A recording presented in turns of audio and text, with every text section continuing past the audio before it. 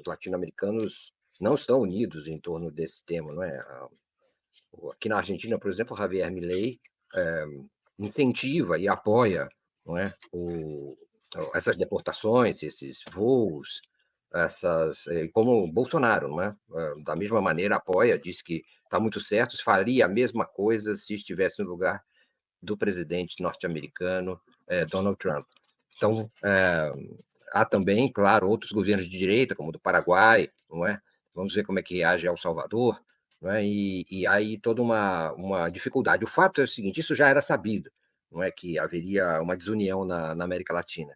A questão não é essa, a questão é que começa a haver uma possibilidade e uma necessidade de algum nível de união entre países que estão sendo objetos desse desrespeito, dessa desonra, dessa agressão cometida pelos Estados Unidos e por seu presidente Donald Trump, não é racista, de maneira adotando métodos de tortura, uma espécie de pogrom, não é? Uma perseguição generalizada a imigrantes nos Estados Unidos, quase como um arrastão, não é? Supremacista contra especialmente contra os latino-americanos.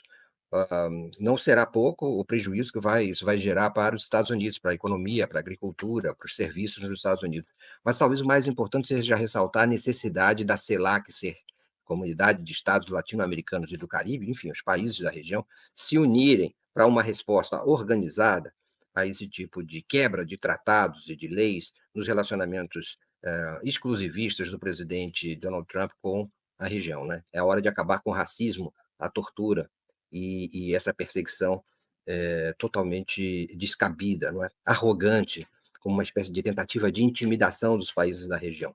Então, eu acho que vai ter, é um subproduto inevitável que a organização latino-americana acabe se fortalecendo, afinal, e não prevaleça a desunião que tem pontificado nesses últimos anos na articulação política na região. E, para isso, a atitude do Brasil, que deve ser, ao mesmo tempo, ponderada, mas deve ser firme, é fundamental. Sem o Brasil, não existe unidade latino-americana, nem parcial. Né? E eu tenho a impressão que alguns passos estão sendo dados nesse sentido, afinal. Tomara que o presidente Lula possa comparecer a essa reunião, reforçando ainda mais o status que ela pode ter de resistência a essa atitude norte-americana. Não cabe ilusões em relação aos Estados Unidos, viu? É preciso levar em consideração que a situação tende a piorar, a não ser que os Estados Unidos sejam confrontados com a única linguagem que ele consegue entender, que é a linguagem da resistência, da luta. E para isso, a atitude do Gustavo Petro foi fundamental, porque, por mais que nem todos devam reagir da mesma maneira, ele disse que não tem medo do Donald Trump, que ele resistiu à tortura, já resistiu à tortura e não vai se dobrar diante de Donald Trump. Acho que foi um exemplo importante.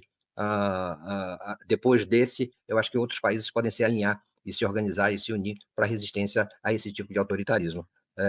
Dias importantes virão a partir de agora e a atitude diplomática mais firme do Brasil e de outros países será fundamental. Acho fundamental a união, dos países latino-americanos, principalmente dos progressistas, né, e há um bloco importante, de partidos de centro-esquerda que, podem fazer aí um movimento conjunto, inclusive, por ter também respaldo, de uma certa maneira, alguns deles, dos BRICS, né, de participarem dos BRICS e também de encontrarem novos mercados. Acho que a gente não deve, nesse momento, alimentar, né, a fera, né, enfim, a gente deve lidar com essa fera, pensando em como atraí-lo para uma condição ruim. E pelo jeito ele já está encontrando essa situação ruim, como o próprio Pedro disse, há um pânico entre os imigrantes que trabalham duro nos Estados Unidos, fazendo tarefas que os estadunidenses não gostam de fazer. Inclusive de entregadores, né, de alimentos, né, de supermercado, de comidas fast food, também na agricultura, né, os grandes fazendeiros também já estão sentindo que tem imigrantes que não estão mais indo trabalhar, e tudo isso vai ter um impacto na economia norte-americana. A questão dos imigrantes é uma questão complexa, não é tão simples assim ele expulsar todo mundo. Só da colônia mexicana existem hoje nos Estados Unidos 39 milhões de pessoas, de descendentes de mexicanos. São 4 milhões, se não me engano, o número de imigrantes que estariam de forma irregular nos Estados Unidos. Como é que você vai tirar 4 milhões de pessoas do país assim? Né? Não é simples.